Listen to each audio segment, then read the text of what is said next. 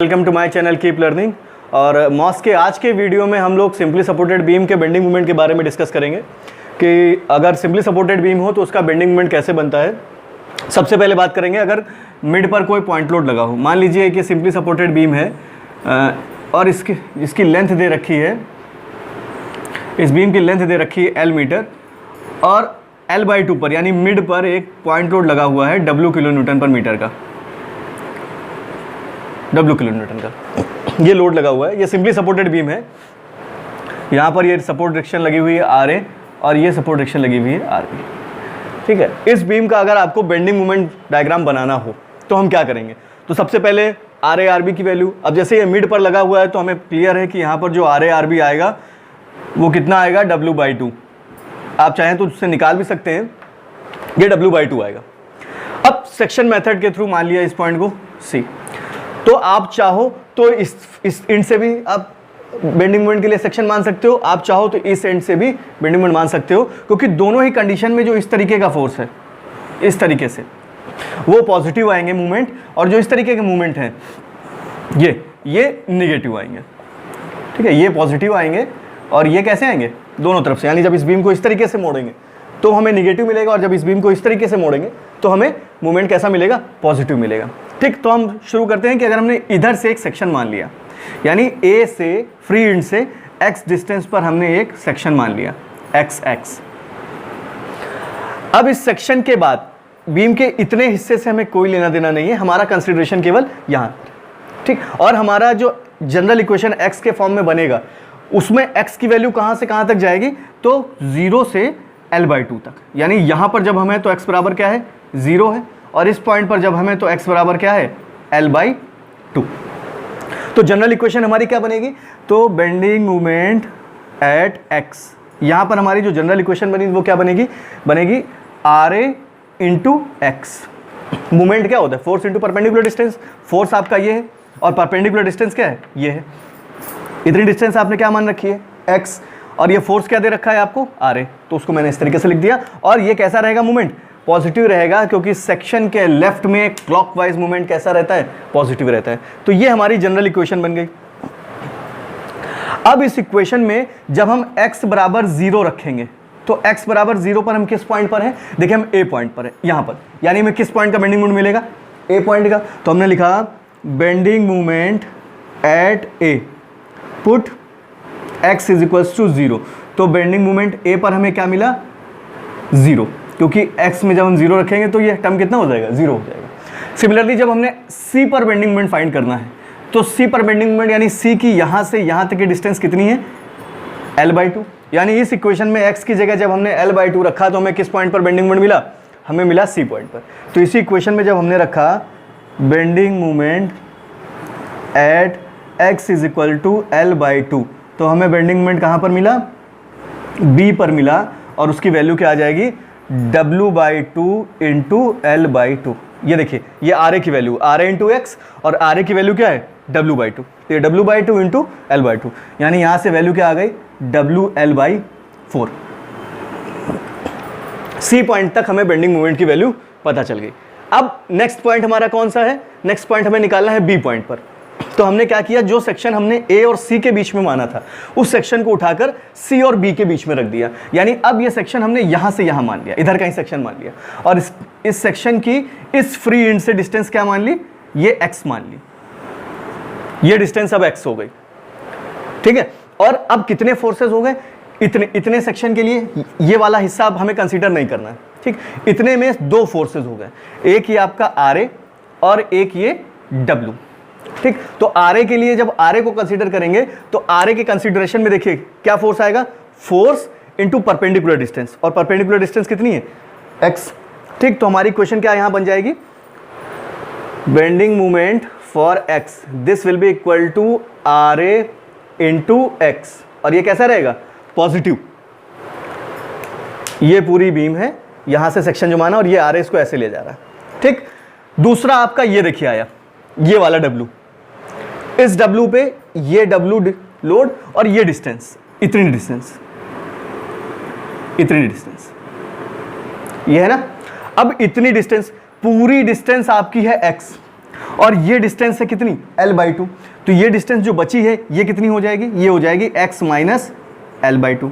भाई देखिए free and से सेक्शन की डिस्टेंस कितनी मानी आपने, x मानी, और ये डिस्टेंस आपने कितनी मानी, दी हुई है आपको l/2। भाई आधे पे लोड लगा हुआ है, तो ये जो बची डिस्टेंस है इस सेक्शन से ये कितनी हो जाएगी, x माइनस l/2। तो force into perpendicular distance, perpendicular distance कितनी है, x माइनस l/2।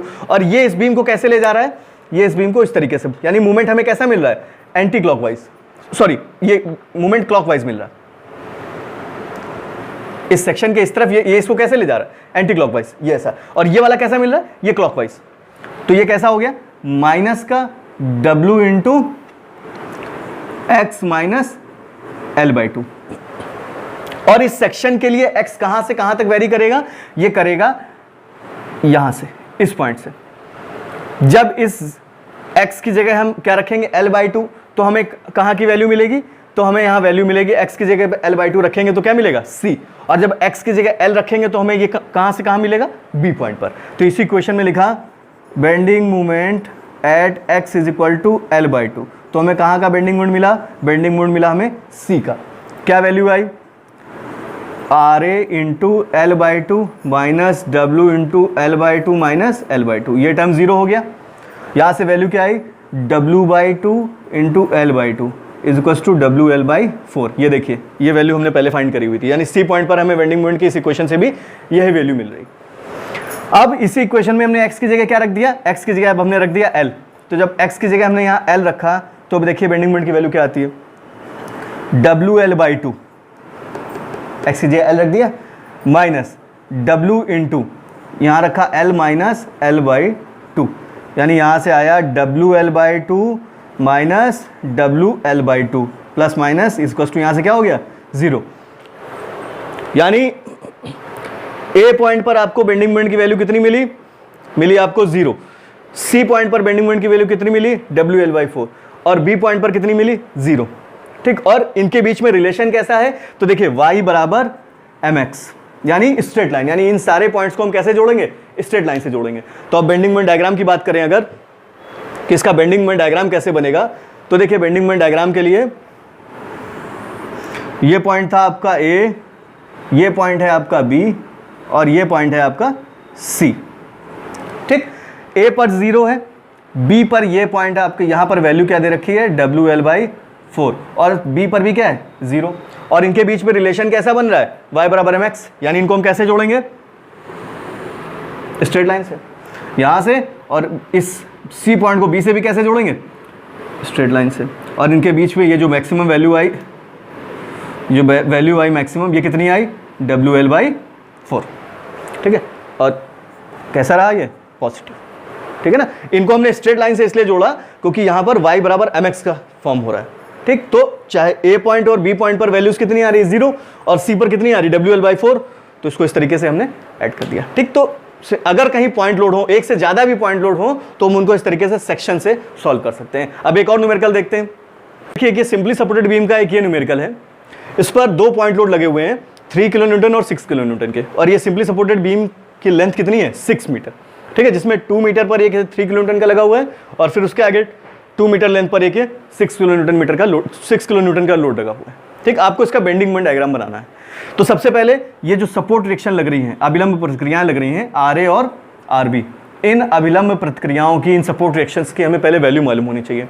तो वैल्यू निकालने का अपना वही general formula, RA plus RB। जब शेयर फोर्स डायग्राम बनाएंगे तो ऑटोमेटिक हमें ये सारी वैल्यू पता चल जाएंगी, लेकिन फिर भी अब यहाँ फाइंड कर लेते हैं।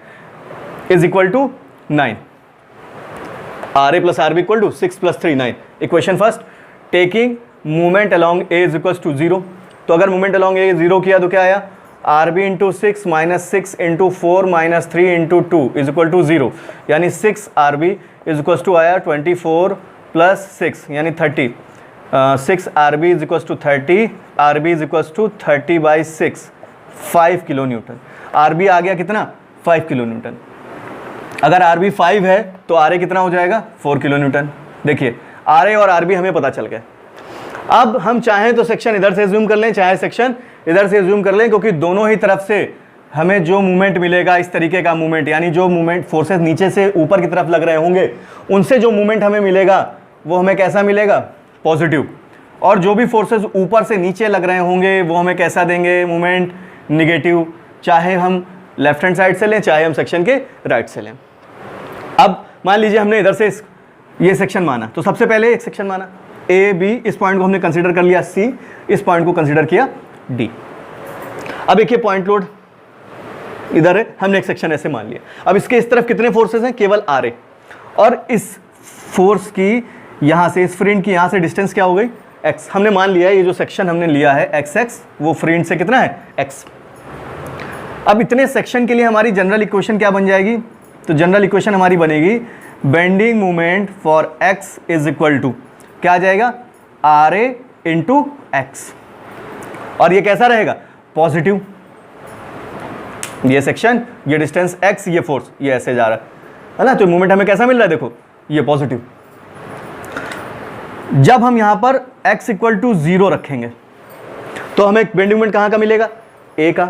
और जब x इक्वल टू 2 रखेंगे तो हमें बेंडिंग मोमेंट कहां मिल जाएगा, c पर। इस इक्वेशन में रखा, तो bending moment at a is equal to 0। Similarly bending moment x equal to 2, तो हमें बेंडिंग मोमेंट कहाँ का मिलेगा, मिलेगा बेंडिंग मोमेंट C का। और C का बेंडिंग मोमेंट कितना हो जाएगा, 4 इंटू 2 यानी 8 किलो न्यूटन मीटर। ठीक, C पर पता चल गया भाई। ये सेक्शन माना, तो जिन दो पॉइंट्स के बीच में सेक्शन मानते हैं, हमारी लिमिट केवल उन दोनों फोर्सेस के लिए होती है। तो यहां पर जब हम आए तो x इक्वल टू 0, और जब इस पॉइंट पर आए तो x इक्वल टू 2। अब इन दोनों पॉइंट पर हमें बेंडिंग मोमेंट पता चल गया, यहां पर 0 और यहां पर 8 किलो न्यूटन। इस सेक्शन को हमने अब यहां से हटाकर कहां रखा, अब C और D के बीच में रख दिया, यानी अगला कंसीडरेशन हमारा क्या हो गया, यहां पर हो गया। ठीक, ये सेक्शन है x x, और इसकी यहां से यहां तक की डिस्टेंस क्या हो गई, x हो गई। ठीक, सिमिलरली फिर बना equation bending moment x, equation क्या हो जाएगी, अब इसके इस तरफ कितने फोर्सेस हैं, 2 फोर्सेस हैं, एक ये और एक ये। तो इस वाले फोर्स की जब हम बात करेंगे तो हमारा इक्वेशन क्या हो जाएगा, R A into x plus का। कैसे हो जाएगा, ये देखिए, ये फोर्स यहां से यहां तक की डिस्टेंस हमने कितनी मानी, x, और ये आर ए लगा हुआ है, तो आर ए इंटू एक्स, ये प्लस का हो गया। अगला फोर्स कौन सा है, ये 3 किलो न्यूटन वाला, और इसकी यहां से यहां तक की डिस्टेंस कितनी है, इतनी। तो पूरी डिस्टेंस है x और ये डिस्टेंस है 2, तो ये डिस्टेंस जो बची वो कितनी हो गई, वो हो गई x माइनस 2। ये डिस्टेंस कितनी हो गई, x माइनस 2। तो अब इसके लिए इक्वेशन जब हम बनाएंगे तो यहां पर क्या हो जाएगा, माइनस का 3 इंटू एक्स माइनस 2। अब जब हमें C पर बेंडिंग मोमेंट निकालना है तो यहां से कितना जाएंगे हम, 2 मीटर, यानी इस x की जगह हम कितना रख देंगे, 2 रख देंगे। और जब हमें D पर वैल्यू निकालनी है बेंडिंग मोमेंट, तो हम x की जगह कितना रख देंगे, 4 रख देंगे। इसी इक्वेशन में हमने रखा bending moment at C, x equal to 2 रखा। तो जब इस इक्वेशन में x की जगह 2 रखा तो क्या हो जाएगा, 4 इंटू 2 माइनस, यहां पर 2 रखा तो ये टर्म क्या हो गया, 0, यानी यहां से वैल्यू कितनी आ गई, 8। देखिए हम पहले निकाल चुके हैं यहाँ पर इस इक्वेशन में, दोबारा हमें निकालना है तो इस x की जगह हमको क्या रखना होगा, 4 रखना होगा। तो निकाला bending moment at D, put x equal to 4। तो जब इस इक्वेशन में 4 रखा तो क्या आ गया, 4 इंटू 4 माइनस 3 इंटू 4 माइनस 2, यहाँ से वैल्यू आई 16 माइनस 6, यहाँ से आया 10 किलो न्यूटन मीटर। ये कहाँ का आया bending moment, bending moment at D। ये देखिए इस पॉइंट पर, है ना, क्या किया, ये सेक्शन माना, पहले वाले फोर्स के लिए फोर्स इंटू परपेंडिकुलर डिस्टेंस ये हो गई, और ये क्लॉकवाइज जा रही है इसलिए पॉजिटिव हो गई, पॉजिटिव लिख दिया। दूसरे वाला फोर्स, ये फोर्स इंटू दिस डिस्टेंस, इतनी डिस्टेंस चाहिए, तो इतनी डिस्टेंस क्या हो जाएगी, पूरी है x, ये डिस्टेंस है 2, तो ये कितनी हो जाएगी, x माइनस 2, ये हो गया, तो ये x माइनस 2 लिख दिया। अब जब हमें C पर निकालना है तो हमको यहां से फ्री से जो हम जाएंगे कितना जा रहे हैं, 2 मीटर, तो यहां पर x की जगह 2 रख दिया। और जब हमें D पर निकालना है तो x हमारा कितना जाएगा, तो 2 प्लस 2 यानी 4, ये वैल्यू निकाल ली। ठीक है ना। अब आगे देखिए यहां पर लिख लेते हैं, बेंडिंग मोमेंट A पर कितना निकला है, 0। बेंडिंग मोमेंट C पर कितना आया है, C पर आया है 8। बेंडिंग मोमेंट D पर आया है 10। अब हमें कहां पर निकालना है, बी पर निकालना है। तो हमने क्या किया, इस सेक्शन को अब यहां से हटाकर इन दोनों पॉइंट्स के बीच में ले आए, यहां ले आए सेक्शन, और इस सेक्शन की यहां से डिस्टेंस कितनी मान ली, x मान ली, और इस x के इधर की बीम से अब हमें कोई लेना देना नहीं। इतने में कितने फोर्सेस हैं, तो इसमें देखिए 3 फोर्सेस हैं, 1 2 3। तो इसके लिए हमारी इक्वेशन क्या बन जाएगी, जनरल इक्वेशन। तो क्या जनरल इक्वेशन हमारी बनेगी इस तरीके से, पहला ये R A bending moment x क्या बनेगी, R A into x, R A into ये जो x है, ठीक।